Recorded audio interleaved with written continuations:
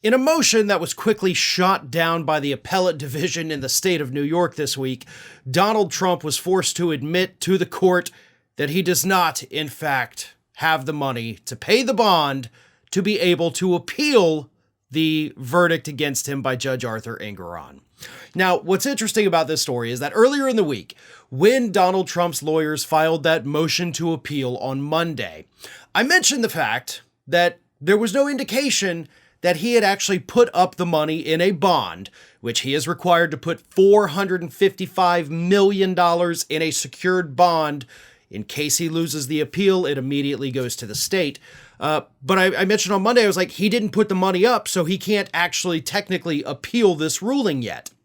So on Wednesday, he goes to court at the appellate division, has his lawyers argue, this is their argument.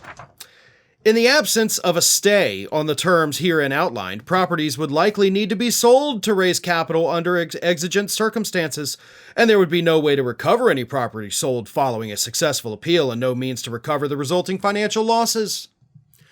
So what they were doing is they were asking the appellate court to put a stay on Engoron's ruling, basically saying, one, you cannot make us pay yet. Two, you got to stop charging us interest. That's killing us, $112,000 a day. Three, you can't not let Trump do business in New York while we appeal this ruling.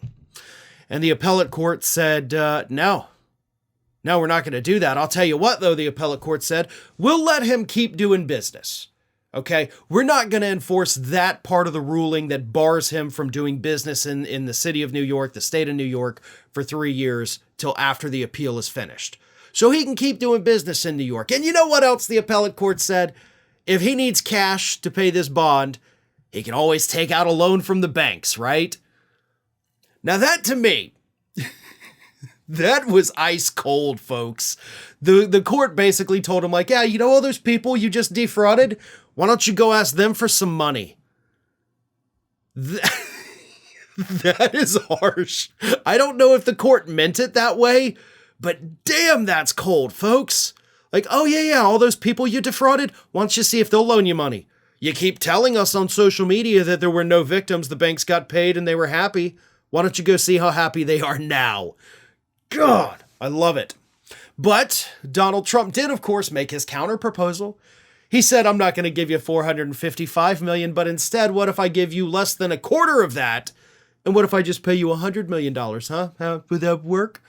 And of course, the appellate court was like, no, you have to put the full amount in there. So what's happening is that Trump is admitting, I don't have that kind of cash. Now, he had bragged in a deposition in the E. Jean Carroll case that he actually did have $400 million cash on hand in the bank. But even if he had $400 million, that's still not $455 million. Not to mention the fact that if he wants to appeal the E. Jean Carroll verdict against him, he's got to put up $83 million, and he definitely doesn't have $38 million. So either way, one of those lawsuits is not going to be able to have the full amount in the bond, possibly both of them not have the full amount if he wants to appeal, and the clock is ticking. Okay, he only has 30 days, and it's already been, 10 days at this point? So, tick-tock, you better start getting on it and sell off some of those properties, otherwise you're going to owe that full amount, and there's nothing you can do about it. But I will say, his lawyers actually put up a non-stupid argument, okay? When you think about it legally speaking, his lawyers are basically saying, look, if he goes and he sells off all these buildings in order to get the money, but then he wins the appeal and doesn't have to pay the money, well, now he's lost assets.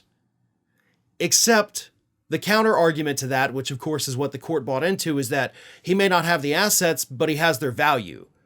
So if he had a building worth $18 million that he no longer has, but instead he has $18 million, he didn't actually lose anything. He just moved assets from one side to the other, so he didn't actually lose. If he wants to try to buy the building back or just buy a different building, he actually now has the cash on hand to do that, therefore he is not losing any assets. So it was not a horrible, stupid argument, which is shocking from his lawyers, but it still wasn't enough to convince the judges that Donald Trump should be let off the hook. Nope, You're facing the criminal justice system and the civil justice system just like everybody else would, and you, no matter who you are or how much you're worth, finally are being subjected to the same terms the rest of us would be.